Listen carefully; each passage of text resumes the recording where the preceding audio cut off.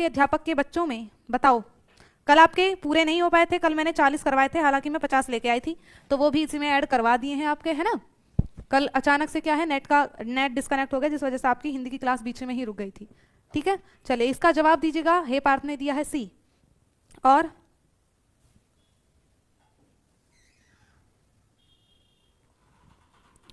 हाँ भाई जुड़े रहो,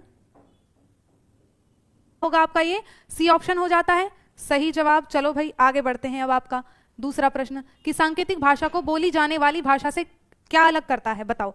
सांकेतिक भाषा को बोली जाने वाली भाषा से क्या अलग करता है, यह है आपका प्रश्न। और जल्दी जवाब। मैम हिंदी और संस्कृत दोनों नहीं कराऊंगी। संस्कृत में आपकी सुबह करा चुकी हूँ, सुबह वाली वीडियो देखिएगा। संस्कृत का मैंने पेडागोजी का आपका प्रैक्टिस सेट करवाया, प्रैक्टिस सेट नहीं प्रैक्टिस करवाई बहुत सारे प्रश्नों से, लगभग 60 के आसपास प्रश्न थे, है ना। आ जाओ, बहुत शानदार। तानिया गैंगस्टर भाई प्रश्न का नंबर डालो, प्रश्न number 2 option A B C D ऐसे बताओ। तो इसका जवाब दो सांकेतिक भाषा। यहीं पर रुकी थी कल हमारी वीडियो, है ना। जिनकी क्लास नहीं चल रही रुक रही है तो वो एक बार हटकर दोबारा से ज्वाइन हो जाओ, ठीक है, वो एक बार फिर से ज्वाइन हो जाइएगा। दूसरे का बी और सी आप दे रहे हैं, देख लेते हैं। देखो सांकेतिक भाषा की क्या विशेषता है, सांकेतिक भाषा को बोली जाने वाली भाषा से क्या अलग करता है। आप जानते हैं एक प्रश्न आपका हर बार परीक्षा में बनता है कि निम्नलिखित में से कौन सी संकेत भाषा की विशेषता नहीं है। कभी आ जाता है कि सांकेतिक भाषा का व्याकरण नहीं होता है ना। वीडियो चला गया है, 1 मिनट रुको, ऑफ हो गया है वो, दोबारा से ज्वाइन करो, है ना। तो इसका आपका जवाब क्या होगा, हम कहेंगे बी। कैसे कि सांकेतिक भाषा की अपनी शब्दावली और व्याकरण होता है। संकेत भाषा का व्याकरण होता है, हाँ जी होता है ना। तो इसका अपना व्याकरण होता है और बोले जाने वाली भाषाओं से अलग होती है। सांकेतिक भाषा क्या है, बोले जाने वाली बोली जाती है, और संकेत भाषा में संकेतों के माध्यम से हम परस्पर संप्रेषण करते हैं। ठीक है, चलिएगा। चलो नेक्स्ट प्रश्न देखो, पठन सिखाने के उस तरीके को क्या कहा जाता है जिसमें शब्दों के अर्थ को प्रयुक्त संदर्भों के अनुसार समझने पर बल दिया जाता है, बताओ जल्दी। सही हो गया, चलो बहुत शानदार है। हाँ जिनको नहीं दिख रहा है भाई, दिक्कत हो रही है, तो वो एक बार फिर से ज्वाइन कर लो और फिर इसका अच्छा सा जवाब दे दो। प्रश्न नंबर 3 आपका भाई, इसमें आपका जो भाषा है सीधे अर्थ पर केंद्रित है। यहां भाषा को हम व्याकरण पर केंद्रित करके नहीं पढ़ते हैं, यहां व्याकरण पर ध्यान नहीं रहता, केवल ये सीधे सीधे अर्थ पर केंद्रित होते हैं। यही पूछा कि अर्थ को प्रयुक्त संदर्भों के अनुसार समझने पर कौन बल देता है, तो आपका समग्र भाषा उपागम देता है। टॉप डाउन ये आपकी व्याकरण पर, यहां हम व्याकरणिक संरचनाओं के माध्यम से बाद में भाषा को समग्र रूप में पढ़ते हैं। संप्रेषणात्मक ये आपका वार्तालाप कौशल को, भाषण कौशल को विकसित करने के लिए। ठीक है, चलिएगा। एक शिक्षण पद्धति जिसमें एक शिक्षक उच्चारण, स्वर और अभिव्यक्ति पर जोर देते हुए एक पाठ अंश को जोर से पढ़ता है और फिर पढ़ने की समझ में सुधार करने के लिए छात्रों को संवाद में संलग्न करता है, उसे क्या कहते हैं, बताओ और समझो। देखो अध्यापक क्या कर रहा है, एक शिक्षण अभिव्यक्ति जिसमें शिक्षक उच्चारण कर रहा है। जब शिक्षक उच्चारण कर रहा है तो शिक्षक क्या होता है, मॉडल हुआ कि नहीं हुआ। आदर्श वाचन कौन करता है, शिक्षक करता है। उस आदर्श वाचन को इंग्लिश में मॉडल रीडिंग कह देते हैं, है ना। तो ये मॉडल पठन है। आदर्श वाचन यानी कि मॉडल पठन होगा, अध्यापक ही तो करता है उच्चारण, आदर्श वाचन अध्यापक करता है और बच्चे अनुकरण वाचन करते हैं।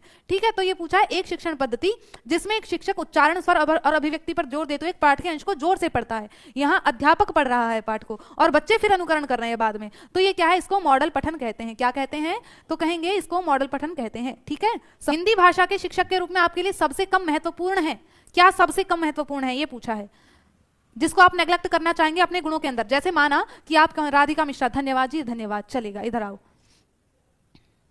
अच्छा ये कह रही गलत हो रहे हैं पढ़ने पर भी, बाबू प्रैक्टिस करो, है ना। हो सकता है आपका कॉन्सेप्ट क्लियर नहीं हो पा रहा है, या कॉन्सेप्ट क्लियर है तो आपकी प्रैक्टिस कम रही है, इसीलिए कम बन रहे हैं आपके, है ना। प्रैक्टिस करोगे प्रतिदिन और उसका विश्लेषण करो, एनालिसिस करो, तभी नंबर बढ़ेंगे। के शिक्षक होते तो भाई मानते आपको संविधान की जानकारी आवश्यक है, लेकिन अगर आप भाषा के शिक्षक हैं आपको कौशलों का ज्ञान होना चाहिए, भाषा की क्षमता, व्याकरण के नियम का ज्ञान भी होना चाहिए। लेकिन संवैधानिक मूल्यों की जानकारी से आपका क्या मतलब है, कोई मतलब नहीं है। भाषा के शिक्षक हो वो पॉलिटी का शिक्षक जानेगा भाई संवैधानिक मूल्यों की जानकारी। ठीक है, तो आपका क्या होगा, यहां बी ऑप्शन सही जवाब हो जाता है। ठीक है, नेक्स्ट आपका, एक अध्यापक ने विद्यार्थियों को समूहों में विभाजित किया और हाथियों पर कहानी पढ़ने से पहले उनके बारे में आयोजित प्रश्नोत्तरी में भाग लेने के लिए कहा। यहां पर अध्यापक का क्या मंतव्य है, यहां पर अध्यापक का क्या मंतव्य है, बताओ। दे दिया है भाई, अध्यापक विद्यार्थियों को समूह में विभाजित कर हाथियों पर कहानी पढ़ने से पहले उनके बारे में आयोजित प्रश्नोत्तरी में भाग लेने के लिए कह रहा है। तो जब पढ़ने से पहले किसी गतिविधि में संलग्न किया जाता है तो मतलब कि आपकी रुचि का निर्माण किया जा रहा है, टॉपिक के प्रति क्या है, रुचि उत्पन्न की जा रही है। ठीक है, तो आपका क्या होगा, यहाँ ए ऑप्शन सही जवाब हो जाता है। यहाँ पाठ्य पुस्तक के प्रति या टॉपिक के प्रति आपके अंदर इंटरेस्ट क्रिएट किया जा रहा है। ये कोई सहपाठी पृष्ठपोषण का मतलब क्या होता है? फीडबैक देना, है ना, उनकी स्मृति का परीक्षण करना। चलिएगा, व्याकरण सिखाने का कौन सा उपागम इस मत को प्रोत्साहित करता है कि भाषा अधिगम नियमों को सीखने से संबंधित है? बताओ। अभी भी तुम्हें मतलब यूं कह रहे हैं मैम हिंदी ले डूबेगी। अब तक तो जब क्या कहते हैं ना, संतुष्टि कहीं भी नहीं है। संस्कृत पढ़ाऊं मैम, संस्कृत ले डूबेगी। हिंदी पढ़ाऊं मैम, हिंदी ले डूबेगी। पर भाई यूं नहीं देख रहे तुमने कहाँ कमी करी है। व्याकरण सिखाने का कौन सा उपागम इस मत को प्रोत्साहित करता है? भाषा अधिगम नियमों को सिखाता है। तो क्या? निगमनात्मक, यानी कि बी। क्या है? निगमनात्मक। निगमनात्मक उपागम कहता है कि यह क्या है आपका, नियमों के द्वारा भाषा को सीखा जाता है। ठीक है, चलिएगा नेक्स्ट। एक शिक्षक ने समूह में करने के लिए एक कार्य दिया है। समूह कार्य के दौरान शिक्षक की भूमिका क्या होनी चाहिए? बताओ। 6 को फिर से बता दो। 6 को चलो बताते हैं। क्या है छठा? अभी बताते हैं, इसको बताओ फिर छठा बताऊंगी इसके बाद। ठीक है, एक शिक्षक ने समूह में करने के लिए कार्य दिया है। समूह कार्य के दौरान शिक्षक की भूमिका क्या होनी चाहिए? बताओ।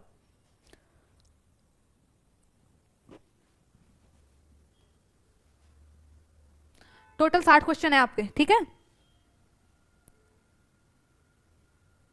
का प्रयोग करें। बिल्कुल सही जवाब, सही पॉइंट। सबसे ज्यादा पॉजिटिव यही है कि आपकी ड्यूटी यही है कि सभी बच्चे आवश्यकता के अनुसार उसमें भाग लें और उनको जहां समर्थन की आवश्यकता है वहां उनको समर्थन करना है। चलिएगा, बहुत शानदार। हाँ, ऐसे तुम निराश मत हुआ करो मैम, नहीं हो रहा है, नहीं हो रहा है, अभी प्रैक्टिस करो, है ना। अपना हर चीज तुमको बता दी, तरीका बता दिया, कंटेंट दे दिया, सब चीज दे दिया, लेकिन बाबू अगर आपकी प्रैक्टिस में कमी है तो सच्ची में नंबर कम बनेंगे। अगर प्रैक्टिस आप अच्छी करते, बढ़िया समय देते पर्याप्त, तो जरूर नंबर बनेंगे। क्यों नहीं बनेंगे? और भी बच्चे हैं आपके जैसे जो पढ़ रहे हैं, है ना, तो वो भी, उनके भी तो नंबर बन रहे हैं। तो थोड़ी सी आपकी कमियां हैं तो उन कमियों पर आपको काम करना है। ठीक है, मैं साइड हो जाऊं? चलो ठीक है। ये रहा प्रश्न। आप अपने छात्रों से यह सोचने के लिए कहते हैं कि इस सेमेस्टर में उनकी शब्दावली कैसे बढ़ी है और अपने लेखन में नए शब्दों का उपयोग करने के विशिष्ट उदाहरण साझा करें। यह चिंतनशील अभ्यास डैश को बढ़ावा देता है। बताओ, ये किसको बढ़ावा देता है? छात्रों को सोचने के लिए कहता है। सोचना यानी कि चिंतन करना, सोचना यानी कि चिंतन करना। और यहां आपका क्या होगा? डी ऑप्शन सही जवाब। एक बार मैं छठा प्रश्न बता दूं। एक बच्चे ने पूछा था, देखो इधर, एक अध्यापक ने विद्यार्थियों को समूह में विभाजित किया, ठीक है, और हाथियों पर कहानी पढ़ने से पहले उनके बारे में आयोजित प्रश्नोत्तरी में भाग लेने के लिए कहा। भाई हाथी से संबंधित एक कहानी पढ़ानी है अध्यापक को, तो कहानी पढ़ाने से पहले हाथियों से संबंधित एक प्रश्नोत्तरी में भाग लेने के लिए कहा। भाई हाथी क्या है, कैसे, कोई प्रश्नोत्तरी करी होगी, उसमें भाग लेने के लिए कहा। आपने मैं कई बार कहती हूँ, आपने सभी ने लेसन प्लान बनाया होगा, है ना, और लेसन प्लान में क्या होता है? सबसे पहले प्रस्तावनात्मक प्रश्न पूछते हैं। क्यों पूछते हैं? कि बच्चे के पूर्व ज्ञान की, उनको कितनी नॉलेज है उसका हम एनालिसिस कर सकें, है ना, और उस आधार पर फिर हम पूर्व ज्ञान से जोड़कर उनके क्या है, नवीन ज्ञान को स्थानांतरित करते हैं। तो पूर्व ज्ञान से जब बच्चे के नवीन ज्ञान को जोड़कर पढ़ाते हैं तो बच्चा रुचि लेता है। तो यही कि टॉपिक के प्रति रुचि पैदा की जा रही है। ठीक है बाबू, चलो अब आप छात्रों को सामान्य व्याकरण संबंधी त्रुटियों की सूची प्रदान करते हैं और उनके सही उपयोग को नियंत्रित करने वाले नियमों की व्याख्या करते हैं। स्थापित मानदंडों का पालन करने के लिए प्रोत्साहित करते हैं। यह विधि क्या कहलाती है? बताओ।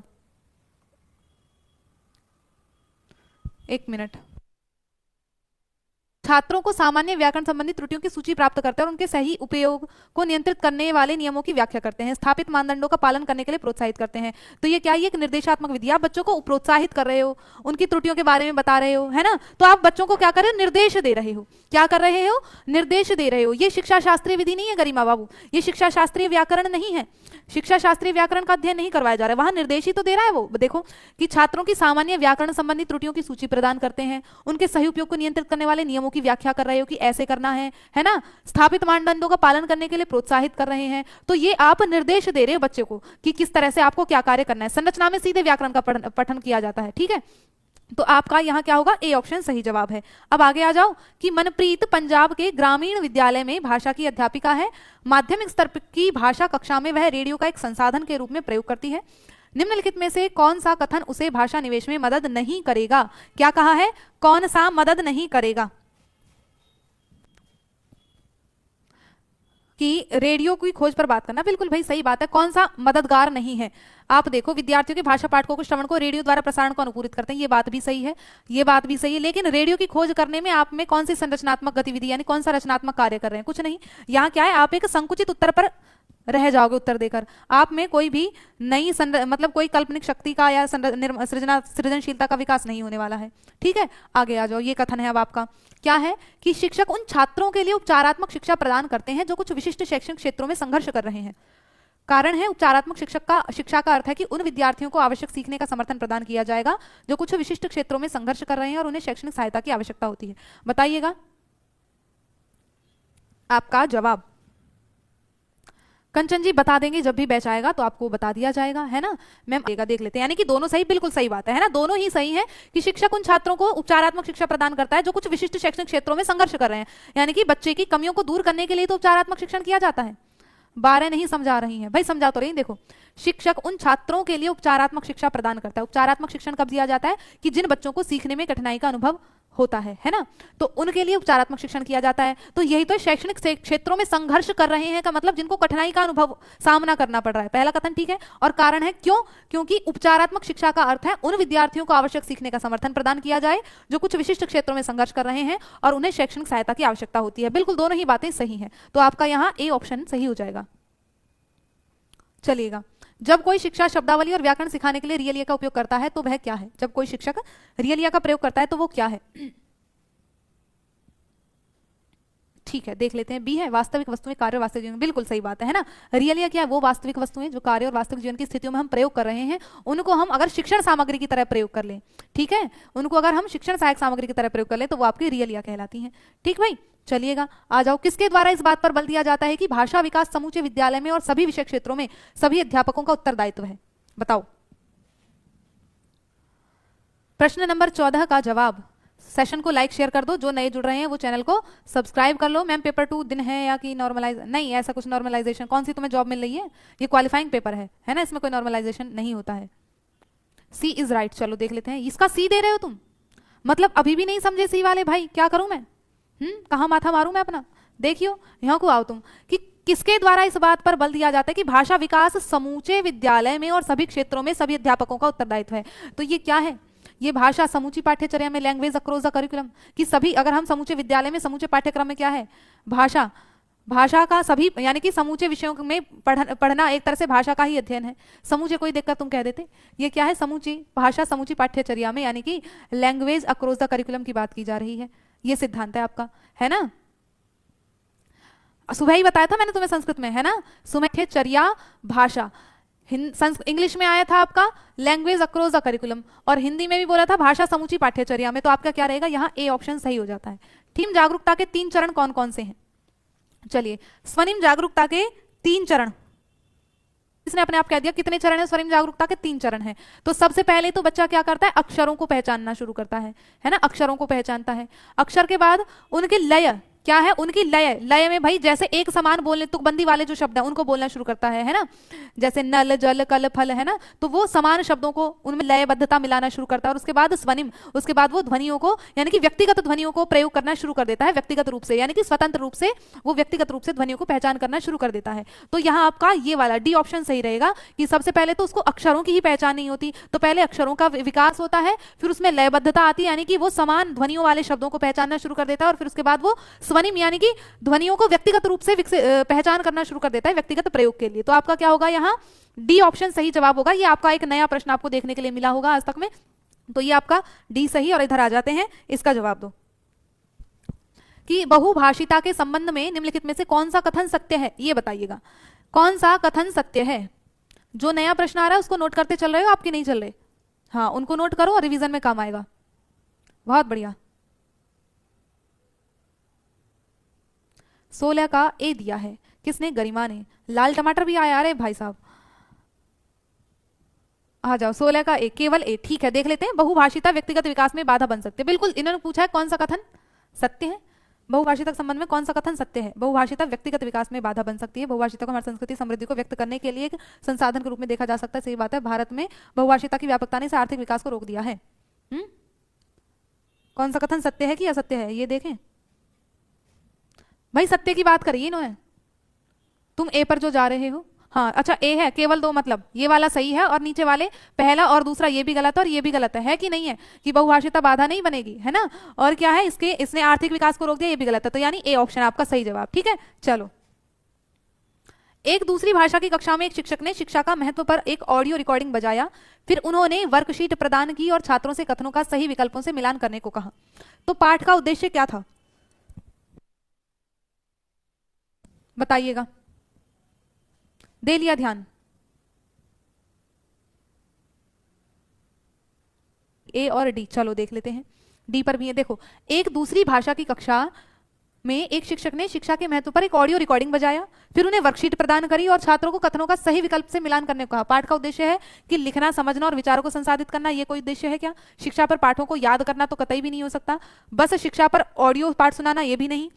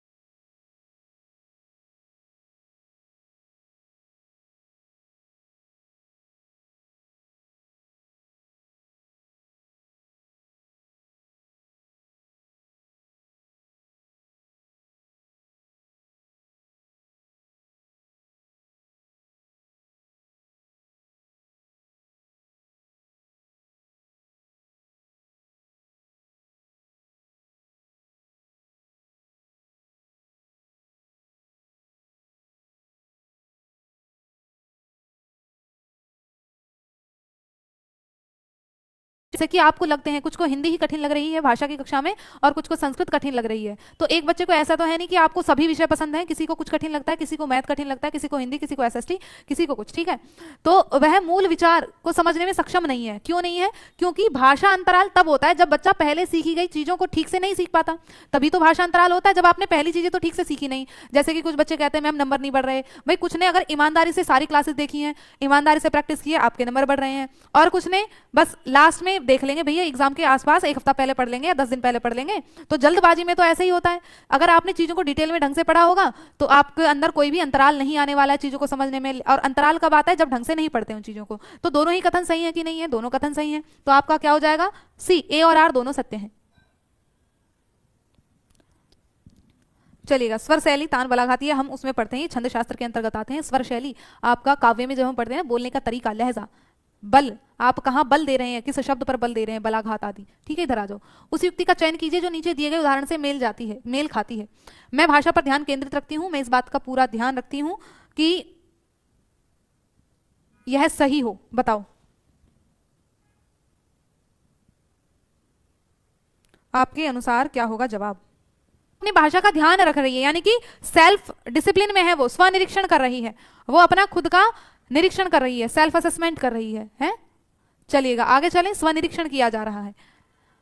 श्री जगबीर अपनी कक्षा 2 में श्रुतलेख के प्रयोग से अपने विद्यार्थियों की डेस्क क्षमता में सुधार कर रहे हैं। श्रुतलेख जो है आपकी किन क्षमताओं में सुधार करवाने में समर्थ है? बताओ। अगर श्रुतलेख यानी कि डिक्टेशन करवाई जा रही है तो आपका श्रवण कौशल सुधरेगा, लेखन कौशल सुधरेगा, पठन, श्रवण, लेखन, बताओ कौन सा?